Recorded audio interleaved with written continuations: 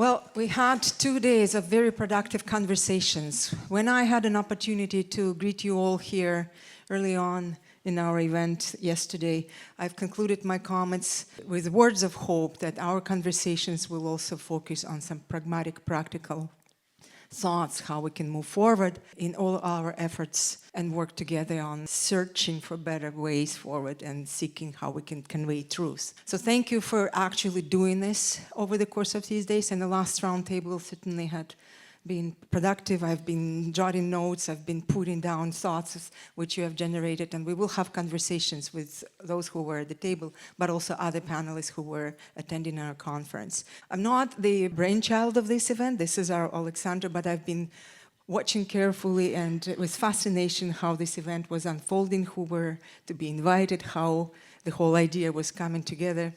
And I thank you who have come and joined us today for this conversation, because without you, we would not have been able to accomplish as much as I think we did. I'm very thankful also for the team from the University of Alberta who have come with us here.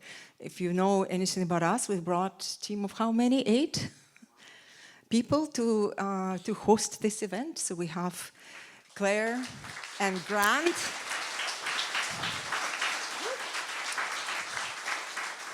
Our University of Alberta Arts Resource Center folks who have been assisting us with producing our events at the Institute all the way through. We had Stefka and Steven, overall general managers of everything. Thank you.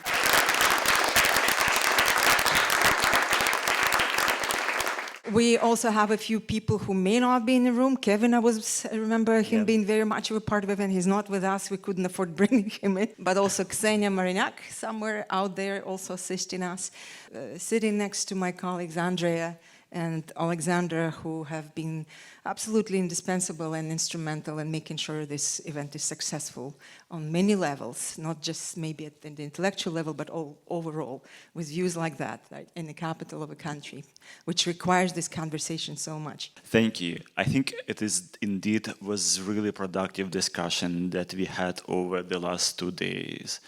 The idea of this conference, it's not new, and Forum for Ukrainian Studies organized the first conference about propaganda, disinformation in 2018, just several years before the full-scale invasion, and then we sensed the need to discuss how information is being produced, how information is being shared, and the discussion that we have had over the past 2 days is actually a proof that we need to do this. We need to continue our discussions to inform our audiences. And our audiences, they are like everywhere. So we have students, we have international audience, we have decision makers, and this is a really actually significant place where we actually having this conference, because behind us we have the parliament, and we are really grateful to the sponsors of this conference, the Department of Defense, who provided the grant to have this conference, and also to other organizations, and you can see those on slide. About the vision of this conference, I'm always describing how to organize the conference. It's like to write a symphony,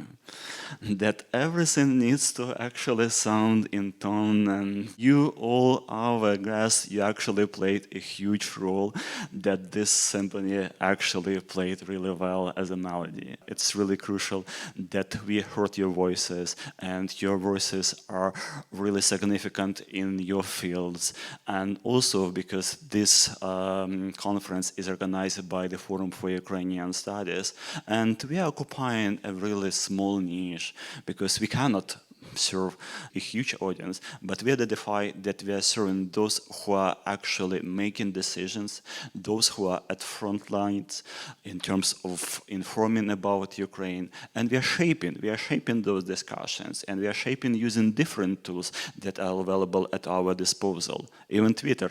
Some of our tweets, we have like 3 million actually views, some of our tweets, and it proves that we have that influence, that our information that we are producing is really crucial and important. And we are including voices not only from Ukraine, Canada, but as you see, if you look at the program, we have James, who came to us from Argentina, we have representatives from the UK, Sweden, Poland. This is the collaborative effort that we as a team, as a huge team, and our team is a little bit, as we see, we are control freaked in terms of how we actually organize everything, that we are bringing our people with us. This is the experience that we want you to experience with us, that information and also the quality of how we serve this information is also really important. A huge thank you here to the National Arts Centre for being so great and making us feel at home, to the Embassy of Ukraine in Canada for being hosts and helping us with the reception last night and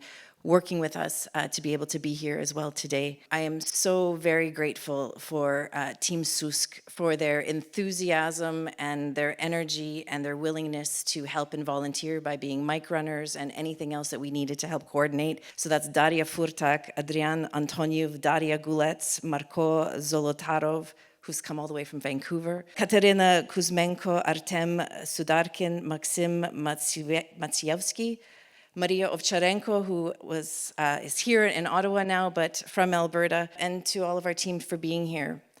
I would like to leave you with this one challenge. We are a research institute at the University of Alberta. My colleagues work extremely hard at everything that they do, but we can't do it without support. So I challenge all of you, help us continue these kinds of conversations and bring more of this here and around the world. Donate. CIUS.ca, go to our website, $5 helps a lot. Thank you very much for being with us here today.